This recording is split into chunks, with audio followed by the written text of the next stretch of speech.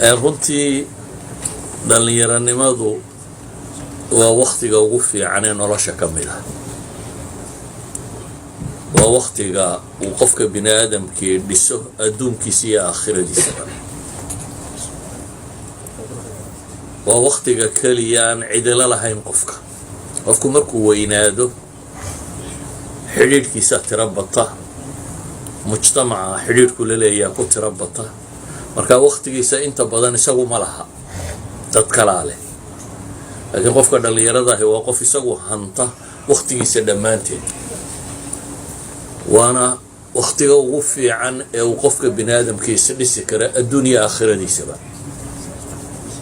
walidaalika buu nabigu calayhi salaatu wasalaam markuu aakhirada ninka dhallinyarada ka warramayay wuxuu ku tilmaamay dadkii carshuraxmaanka hadhsanaya maalinta qiyaame ee dadku kadeedan yahay oo 50,000 sannadood la taagan yahay oo khalqiga la xisaabinayo oo qof waliba wuxuu geystay maalintuu qaangaadhay ilaa iyo maalintuu ka dhimanayo wuxuu sameeyey, wuxuu dhegaystay, il iyo dheg iyo qalbi iyo meel waliba waxay samaysay la xisaabinayo.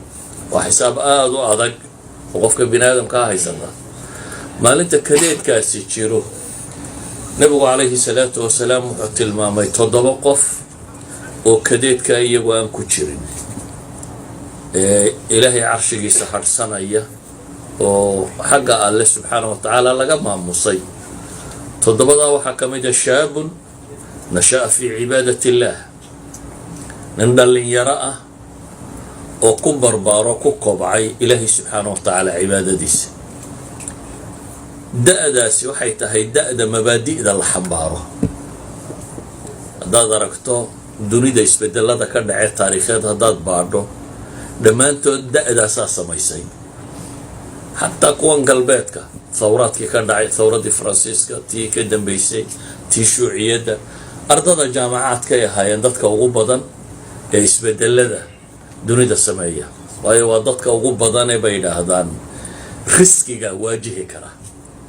qofku markuu yaro gaboobo u xisaabtamaa uno talow caruurtii iyo reerkii iyo kaariyeerkii waxbuu ilaaliyaa kaloo masaalix kaluu daydayaa. laakiin waxay yidhahdaan qofka markuu dhallinyarada yahay waa riski taker.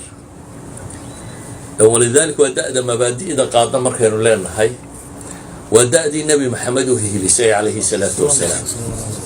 saxaabadii koowaad 10 lmubashiriin intaba nebiga ka weynaa. nebi maxamedna 40 jir baa lagu soo diray. 10 lmubashiriinna wax 40 gaadhi kuma jirin. abubakar baa ugu weynaa 37 jir buu ahaa. malaa cuthmaan baa ku xiga 34 buu ahaa. cumar 27 jir buu ahaa. sacd ibn abi waqas 17 jir buu ahaa. zubayr ibnu cawaan 12 jirkaasuu ahaa. cali isagu 10kaabuu ka yaraa baa la yidhaahdaa. طلحة بن عبيد الله sidoo kale ahaa. abu cubayda ibn al-jarrah 24 jir buu. marka la isku soo wada duuduubo raggii diinta tan u halgamay ee xambaaray siday shabaab bay ahaayeen, dhalinyar bay ahaayeen. odayadii quraysheed waxay ahayn kuwii diinta ka hor yimid, sanadiidu quraysh. wixii marka dambe ka islaamay mooyaane abu sufyaan iyo baa ka islaamo markuu 12 sannadood nabi maxamed la diriirayay buu islaamay. abu jahal iyo dee mughira ibnu shucba kuwaasina waa ku dhinteenba. mughira ibnu shucba maaha saxaabigii, alwaliid ibnu mughira waa ku dhinteen sanadiidu quraysh. ubay ibnu lkhalf waxay ku dhinteen gaalnimadii iyagoo diinta hortaagan. waxaan markaa uga dan leeyay kow, dhallinyaradu horta waa inay diintooda u fakeraan, waa shayga koowaad. aakhiradooda inay ka fakeraan iyo waxay la kulmi doonaan. nolosha adduun markay tahay iyo nolosha aakhiraba waxyaabaa ka mid ah, guurkaa ka mid ah. waayo nabigu calayhi salaatu wasalaam wuxuu ku tilmaamay qofku hadduu guursado nisfu diinihii inuu u dhammaystirantay. falyattaqi illaaha fi nisfi ilaakhar buu nabigu ilaahay uga cabso nuska soo hadhay. dadku inta badan dee waaba afka iyo farjiga waxaa inta badan rabshadu ka raacda, wax la cuno iyo galmo. haddii uu qofku guursado nabigu wuxuu ku tilmaamay nisfu diinihii inuu kamishay, diintiisa nuskeeda inuu ilaashaday. waladiina hum lifuruujihim xaafiduun. qur-aanka in badan baa ku aragteen marka laga warramayo jannada أولئك في جنات مكرمون قوة الغوت الماميو أما الوارثون جنة الفردوس قوة النحلية صفات كودا وحكم إذا محي قوة فرج كودا حفظيه بالي فرج سيدا وقفي عن الله حفظيانا وكن نبي الله عليه الصلاة والسلام يا معشر الشباب من استطاع منكم أن يتزوج فليتزوجون ورد اللي يروي بنبي قول كدت كنا باوباهن لكن يجا سيجارة لوت الماما ضيضا أوباهن تأذى دحا أوباهن قول ولو ذا بهاي يدا لو ذا بهاي دتك ونبي قول رجليه وتتجارة لما ورنين يا أيها الشيوخ من استطاع منكم الزواج فليتزوج لما ورن لكن واحد اللي يضل الله الله معاشر الشباب اللي يروي من استطاع منكم الباء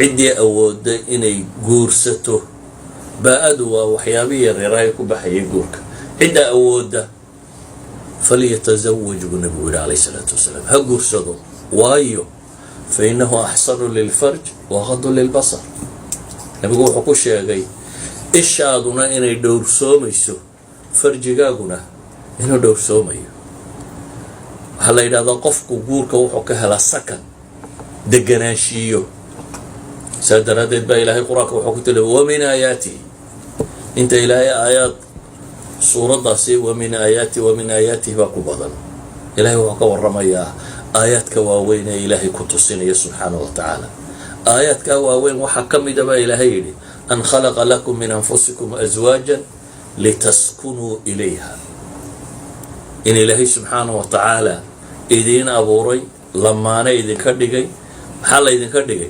لتسكنوا إليها بإلهي سكن كمركا سوقف كدريمة ومركو حصيله سكن كوا من السكون بكيمي وإن حصيشان درادد بنبو أيو قرآن كتلمامية إذن قولكو وحوبها إلا رجاليو وقفك مسلم كاهي ما دام اللي دينتيسا كل ما يسترميسا وفرجيسا كحفظميا او نفتيسا سكون حسلوني دريميسا وحقو قال سنة قف بين آدم وهلانا وأبط الدون مركا لتشوفه واحد حيالا المال والبنون زينة الحياة الدنيا زين للناس حب الشهوات من النساء والبنين waxa ziinada adduunka taalana waxa uu qiimo badan oo qofka bini aadamka de meesha qof bini aadam ilaahay uu ka siiyana waa inaad guursato maxaa guurka hortaagan mala taasaa ka macaanin in wax ka tilmaamo maxaa dhalinyaradu u guursan weyday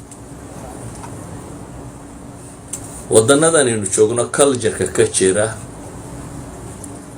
dhibaatooyinka uu dhalay oo ah dhibaatooyinka xadaaradu ay samaysay ayaa ka mid ah inuu guurku yaraado sababo badan daraadood kow sabab dhaqaale waxba ka jira oo waxay yiraahdaan markay taariikhda Yurub ka waramayaan waqtigii wax la dhali jiray Yurub ay badan jirtay ragga waxa la siin jiray